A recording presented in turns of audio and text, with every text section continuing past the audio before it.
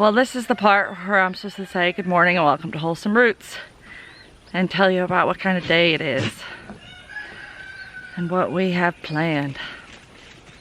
But those beautiful morning clips that you just saw with my intro song are not from today.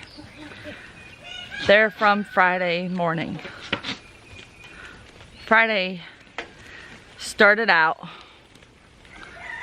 much like any other morning. It actually started out really good. I was in a really good mood. I was excited. I had a story that I was going to tell for my vlog. That rarely happens. Usually I just wing it and see what happens for the day. But when I woke up Friday morning, I knew that I had separated the goats from their kids the night before. It was our first time doing it with this batch of kids, and I was pretty excited to see how much milk I was gonna get.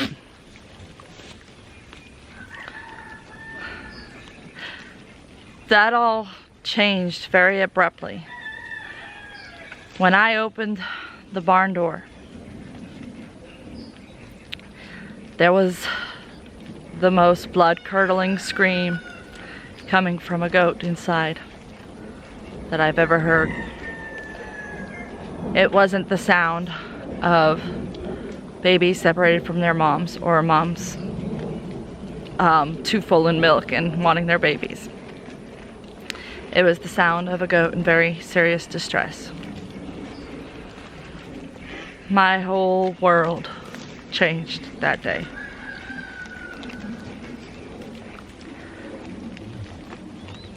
What I found when I went in was Willow, one of my favorite goats ever. So Willow was one of my favorites, not because of high milk production or personality even though all of those were good. She was my favorite, one of my favorites, for very sentimental reasons. Willow was born the morning of my dear friend Lee's funeral. Lee is who started me with my herd. I was due to buy 2 kids off of her that spring, finally getting my start in goats. She had a lot of sentimental attachments.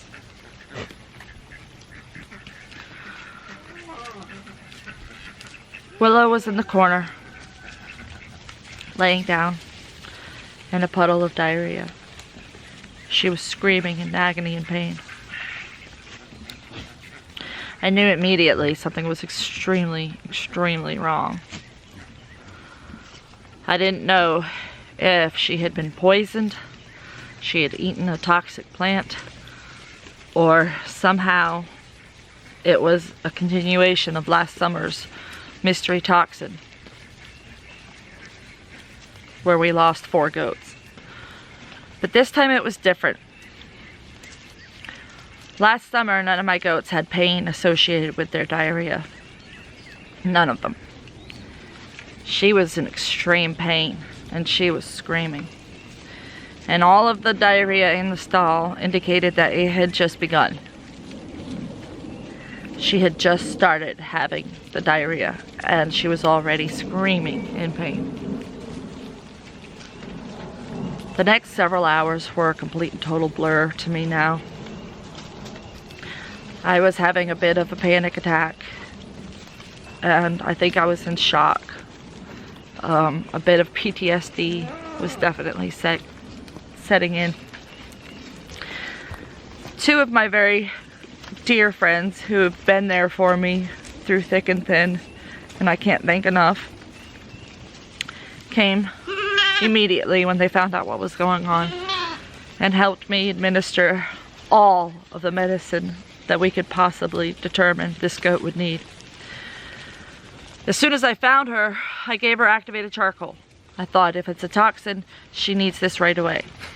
We need it to, if it's a poison plant, we need it right away. And no matter what it is, she needed that charcoal. I knew that. Then I started going through the process of determining what the symptoms could be what was the possibility here. And everything pointed to enterotoxemia. I knew right away that I needed to get the CD&T antitoxin in her. It took a little while to get the medicines I needed and out there into the barn and giving them to her for a number of reasons. I won't go into all the details here.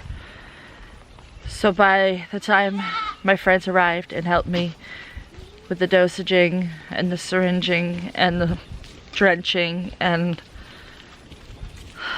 we did discover her temperature was low.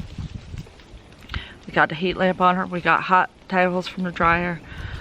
We did everything you could possibly do. She got the CD&T antitoxin. She got vitamin B complex. She got penicillin. She got frothy bloat medicine. She got probiotics. No, wait, did I give probiotics? I don't know. It's all such a blur, but she literally got every single medicine that could possibly help treat this condition. Whether it was enterotoxemia or something similar. All of the medicine we gave would have fixed anything. Except enterotoxemia is a very quick killer. It doesn't take long for a goat to die when they have contracted this horrible disease. How she got it, I don't know. I will never know. It can be caused by eating things that are bad, like moldy hay or something of that sort. But there was none of that. None of our other goats were sick either. It could be from any number of sources. It could also just be because of pigging out, eating too much. It's often called an overeating disease. And as far as we know, she didn't get into a bag of chicken feed or anything like that, you know? The only thing I can think of is that the night before at dinner, she pigged out more than ever for some weird reason. Why, I don't know. We'll never know. Within 5 hours of finding her in the condition she was in, she went into convulsions and died in my arms, screaming in pain. It was horrible. It was the most horrible thing I ever had to watch. At this point, I was by myself. My friends had gone on about their day. Ryan had gone back to doing whatever Ryan was doing. He had a lot of important things that he had to get that day for the goats. He had to go get the feed. That's what it was. The feed store was going to close, so he left so that he could go get the stuff that he needed to get before they closed. And I was alone.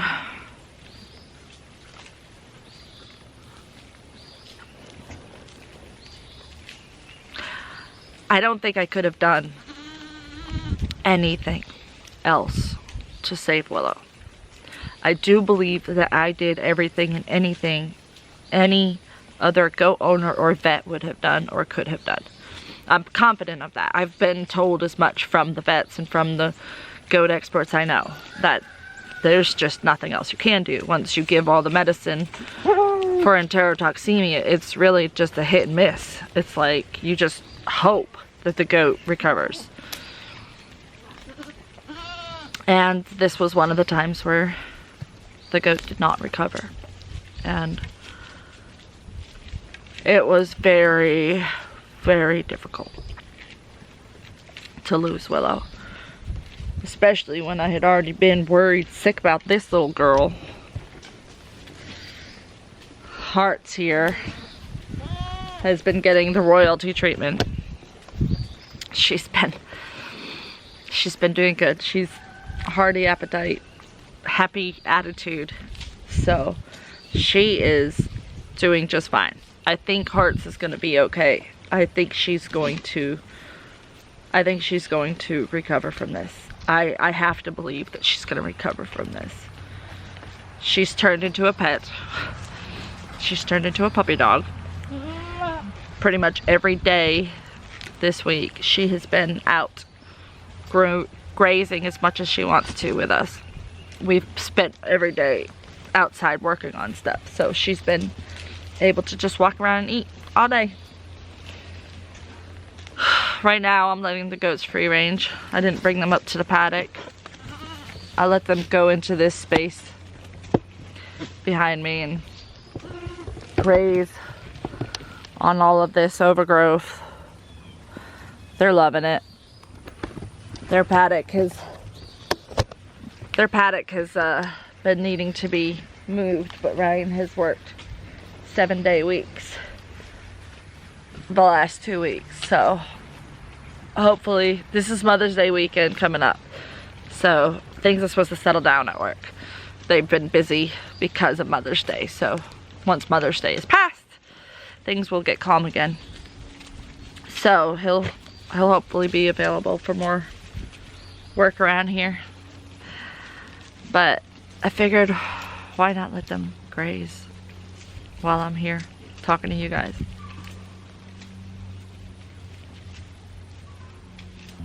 Now you guys know how I am all about natural goat care. That is my main focus. But I'm hoping that this scenario will help educate you guys on what to do when natural isn't the only option. There are times, oh Bo, there are times where other things have to happen that are not natural. For enterotoxemia, it is 99.9% likely that you will have to give CD&T antitoxin and penicillin to cure it. Now, I have heard of some natural people catching it early and curing it with natural ways, but there's no way this was going to work with this situation. I could tell it was an extreme case right as I walked in the door. So I knew that I had to administer those medicines. So if you are doing natural goat care, I highly recommend that you add CD&T antitoxin and penicillin to your medicine cabinet regardless. I keep them both in my fridge, and they are there for the emergency situations where natural isn't going to make a difference. I highly recommend everybody have it on hand. I hope that this is a learning experience for some of you, and for those of you that it's not, if you've already encountered this in your goat world, I'm sorry. And I know it's not easy, and I know some goats do survive it, but I know a lot of them don't. And it's quick, and it's painful, and it's scary. But I don't think there's anything I could have done to prevent it. And I don't think there was anything I could have done other than what I already did to save her. So I'm trying really hard to move forward. But here it is, Wednesday. It happened on Friday. I'm not finding the forward in my movement yet. I'm having a hard time. I love all of my goats. They're all special.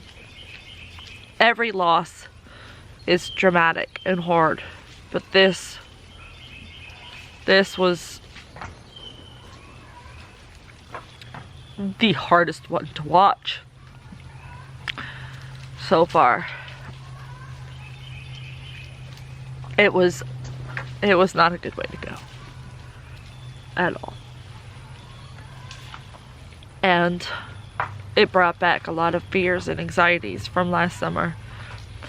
And it brought up a lot of pain about my friend, who I've been missing pretty bad lately. But I want you guys to know that despite the problems and the sicknesses and the deaths that you see happening here on my farm, there is no reason that it's happening here. There's no thing that I'm doing wrong. There's no poison spray being sprayed over my goats. There's nothing weird about it. What you're seeing is just a situation where when you have 25 goats, you're gonna see that many more problems. If you only have 2 goats, you might not ever see any of these situations ever in your whole entire career. Even if you have goats for 20 years, if you only have 2 of them, it's not gonna matter. You're not gonna see these things come up. It's when you have higher numbers that you have higher likelihood of seeing it. So that's what we're dealing with, and it sucks because I don't want a smaller herd. I love my herd size just the way it is. In fact, I would have more if I had a way to do it. If it wasn't just me doing all the work, I would have more. If I could hire somebody to help me. So it's not, I don't want to scare anybody away from the goat world. I just want to make you aware of, of everything that is possible whenever I do come across these things. I want you to see it and learn about it with me. Fancy girl is very, very big. I have no idea when she's due, but I did see what looked like a mucus plug the other day. So I think she's lost her mucus plug, which means it could be weeks still. So we're not rushing to say she's in labor, especially with her. She takes a long time to labor. So she tends to do a week of false labor for me. Yeah, she's a brat. She is my world. So having the hope ahead that I'm gonna see Fancy Girl's baby soon helps me through it, and I'm glad for it. I'm glad I have positive things to look forward to, but it's not making me happy. I'm not necessarily feeling anything happy right now, so I'm trying my best. I don't know what my status of posting videos will be, but when I'm ready, I will. I wanted to get this video filmed and edited and put up for you guys because you guys deserve to know what's going on and what's happening. And FYI, I have another situation with another goat I'm treating. Where is she? It's Time, who's never been in milk, is not bred. Hey, Time, come here. Time did something to her teat. I don't know what. You see it looks all oily back there. It's because I just rubbed some magic oils on her. I made up a potion. I've been doing lots of potions lately. Oh, I don't know if you want to eat my irises. Please don't. So her teat all of a sudden was inflamed. And you see it? It's got crusties. I don't know if she got bit by something or if it's a staph infection of some sort for some reason, or if she got bit by a bunch of fire ants because they like to roll in the fire ant nest. But either way, the swelling is down already compared to yesterday. Now it's mostly just on her skin that I'm treating. So yesterday I gave her the full antibiotic type medicines that I give. So she had the Molly's Herbal Herbs. She had vitamin C, 5,000 milligrams of vitamin C, just in case it was some type of mastitis that manifested in a dry goat, which would be weird. She had the garlic, ginger, turmeric with a little bit of black pepper added to make sure the turmeric worked well.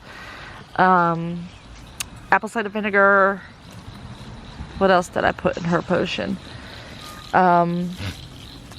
Oh, all of the essential oils that help support immune systems. So the On Guard, frankincense, oregano, and tea tree. So she had all of that pureed together in a drench. So that seems to be helping. And then I also made a topical oil with coconut oil, oregano, frankincense, tea tree, and CBD oil. I meant to add lavender to it because lavender is soothing, but I forgot to. So, anywho, she's getting that rubbed on her teat several times a day. It already looks better, so I'm positive that that's gonna be okay. My irises, guys, don't eat those. Those are my pretty irises. I gotta stop them. Come on, girls. I don't know. Are they following me? They're actually following me. Come on, girls. Come on, girls. Good girls.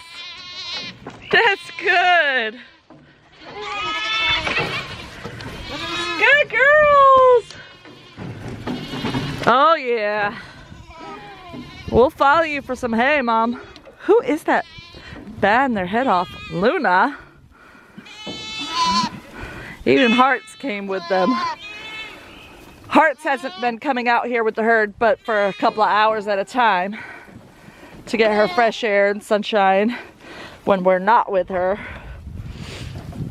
So everything is okay here. Everything is going to be okay. I've got a couple of kids showing. What, Luna? What? I've got a couple of kids showing poopy butts, but it doesn't look too severe yet. I'm keeping a close eye on it, and I figure it's just from the lush spring flush. They're acting completely normal, so I'm not gonna panic. It's weird how you just kind of know sometimes when you should panic. Friday was one of those times when I knew it wasn't right. And unfortunately, there wasn't much I could do about it. I did do everything in my power to save my baby Willow. In the end, it wasn't enough. But I did everything. And I will do it all over again if any other goat were to ever have enterotoxemia again. I don't ever want to go through that again. I'm hoping beyond hope that it never happens again. But it can. It can happen to anyone. It can happen to any herd. It can happen to any goat.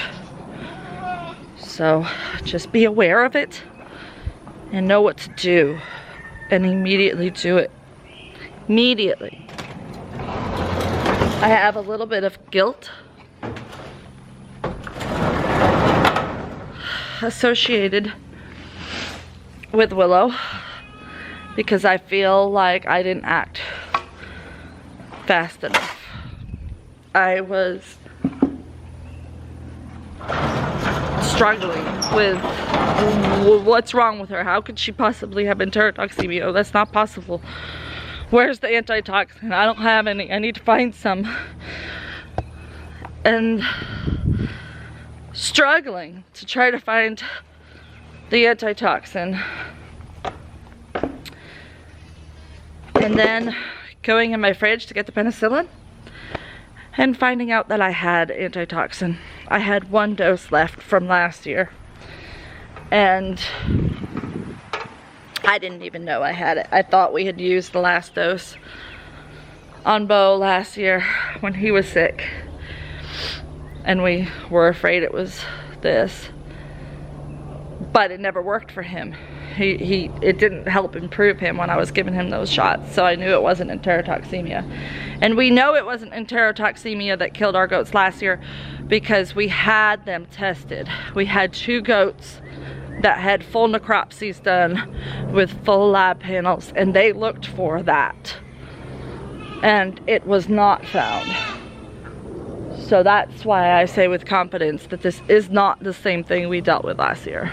So now I just am trying to get my life back to normal, get back into my routine, and stick with doing what I know to do and keeping my goats happy and healthy and trying to not let the depression take over. That is proving very difficult. So I appreciate everybody who's reached out to me and asked how I was and offered your condolences. I truly do. If I have not replied to you, it's because I'm not replying to anybody. And I apologize for that, but that is just what I have to do right now. There is no way. I'm not a good liar, so when people say, how are you? How are you doing? I can't lie and say, I'm great, I'm fine, no problem. I'm not fine, I'm not okay. But I also am in the situation where I don't want anybody to be making a fuss about me either. I just want to be alone with my goats and my family and try to come to peace with everything. So I apologize if I've been standoffish to some of you. I'm just not in a good place to talk. I don't want to talk about it. I don't want to pretend, and I don't want to lie. So I'm coping, barely, to the best of my ability. And I just want to do that alone right now. So this video is because I love you guys and you guys need me to explain some of this. And I want to explain it to you guys. I care about you guys. And I know that you guys care about me too, and I appreciate that. So thank you for being there for me. I often don't have a whole lot of people around me that are. Thank you for that. I appreciate it. Thank you for watching. You know the drill. We'll see you next time, whenever that is.